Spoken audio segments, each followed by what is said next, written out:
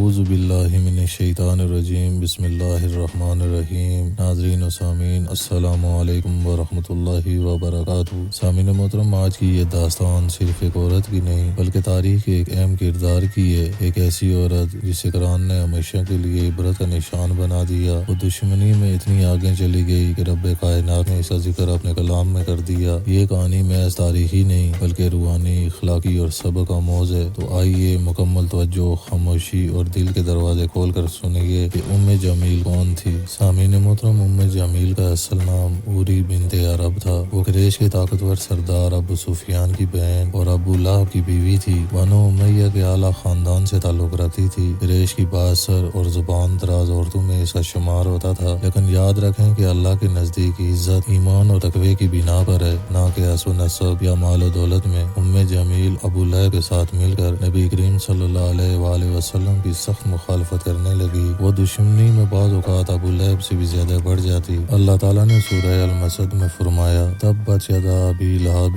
وتب، ٹوٹ جائیں ابو لہب کے ہاتھ اور وہ خود بھی ہلاک ہو جائے۔ یہ سورہ قرآن کی ان چند صورتوں میں سے ہے جو کسی دشمن کا نام لے کر نازل ہوئی، اور پھر فرمایا وامرأتہ حمالۃ الحطب، اور اس کی بیوی جو کانٹے ڈھونڈنے والی ہے۔ سامعین محترم، یہ ایک انتہائی سخت انداز میں کی گئی مذمت ہے۔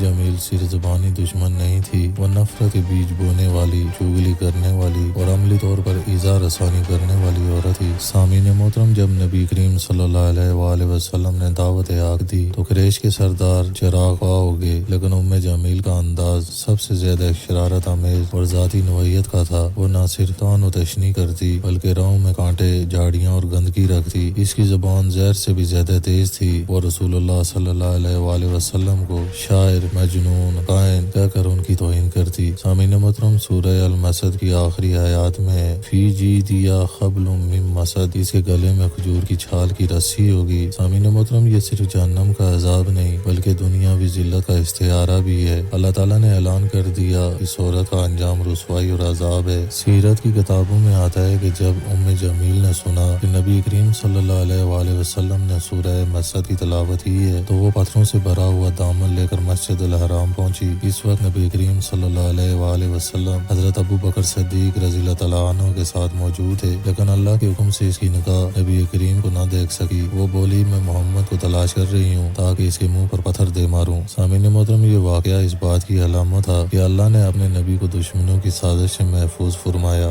جمیل کا انجام دنیا میں ذلت اور آخرت میں عذاب ہے۔ وہ عورت جو قریش کی اشرافیہ میں شمار ہوتی تھی، اللہ کے نبی کی مخالفت میں اس حد تک گئی کہ اللہ نے قرآن میں اسے ہمیشہ کے لیے لعنت کا نشان بنا دیا۔ تاریخ ہوا ہے کہ جو اللہ اور اس کے رسول کے خلاف کھڑے ہوتے ہیں وہ انجام کار آخرکار مٹ جاتے ہیں۔ سامعین محترم، اس داستان سے ہمیں کئی سبق ملتے ہیں۔ مال و حسب ایمان کے بغیر بیکار ہے۔ عورت کی زبان اور کردار خیر یا شر کا سبب بن سکتا ہے۔ جو چغلیاں، نفرت اور فتنے پھیلاتا ہے وہ آخرکار اللہ کے عذاب کا مستحق بن جاتا ہے۔ سامعین محترم، قرآن پاک صرف ماضی نہیں، حال اور مستقبل کا آئینہ بھی ہے۔ ہمیں اپنی زندگیوں کا محاسبہ کرنا چاہیے کہ ہم جمیل جیسے اعمال تو نہیں کر رہے۔ یہ قصہ صرف ایک عورت کا نہیں، یہ ہمارے معاشرے کی حقیقت ہے۔ اگر ہم زبان سے دوسروں کی عزتیں اچھالتے ہیں، چغلی کرتے ہیں، راستے روکتے ہیں یا حق کی مخالفت کرتے ہیں تو ہم بھی اسی انجام کے مستحق ہو سکتے ہیں۔ آئیں آج عہد کریں کہ ہم نبی کریم صلی اللہ علیہ وآلہ وسلم کے راستے کے کانٹے نہیں بنیں گے بلکہ ان کے پیروکار بنیں گے۔ یا اللہ ہمیں قرآن سیکھنے والا، توبہ کرنے والا اور صراط مستقیم پر چلنے والا بنا دے۔ ہمارے دلوں کو حسد، بغض اور اناد سے پاک فرما دے۔ ہمیں ان لوگوں میں شامل کر جنہیں تو اپنی رحمت سے بخش دے، اور نبی کریم صلی اللہ علیہ وآلہ وسلم کی شفاعت نصیب فرما۔